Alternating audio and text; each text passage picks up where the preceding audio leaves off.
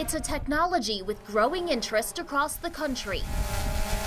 These unmanned aerial vehicles, better known as drones, seem to be popping up all over the place.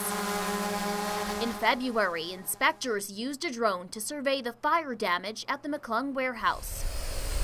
And flying the small aircrafts is becoming a popular hobby. To see the capabilities of what they can do and really the autonomous features of them, that's what really is pretty remarkable. Jim Folletti founded the Knoxville Drone User Group in January. It's a local chapter of the National Drone User Network, which has more than 4,000 members. We want people to become familiar and not be intimidated by seeing those pictures of predators or the Reaper or something like that, which is not the predominant technology out there. The group even taught me how to operate one.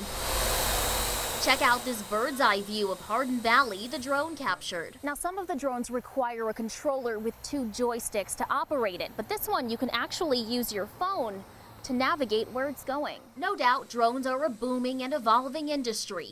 In 2007, the number of requests to the FAA asking for permission to use drones was just 82.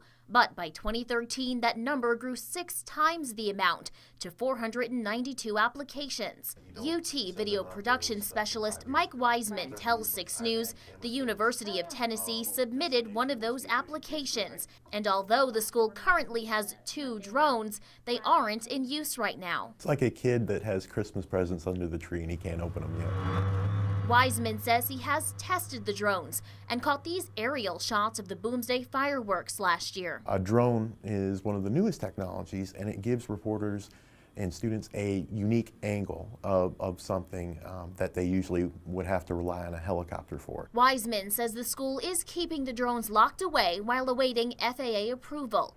The issue all comes down to what's allowed and what isn't by the federal government. It's a set of rules that is still a work in progress. It's difficult to regulate right now. The FAA is required to come up with new regulations for drone use by September of 2015. In the meantime, any commercial use of drones is banned.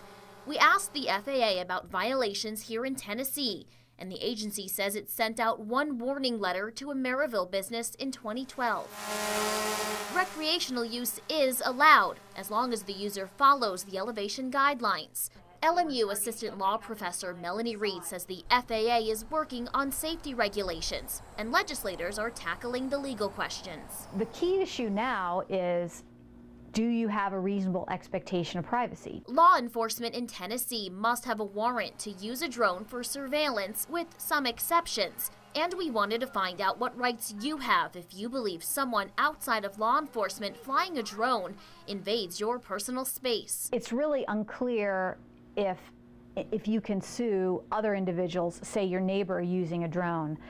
The way you would be able to do that is you could sue them through common law torts. Reed says that means your options could include suing for trespass, property damage, or invasion of privacy. The issue is going to be how's the majority of the American population feel about drone use? Jim says his group has no problem with some regulations. We do want it to be regulated, I think, to some extent, but you just want it to be sensible. For now, Jim is waiting on those finalized regulations. He's hoping that in the meantime, he'll help break down the stigma around drones. Usually we're more fearful of what we don't know.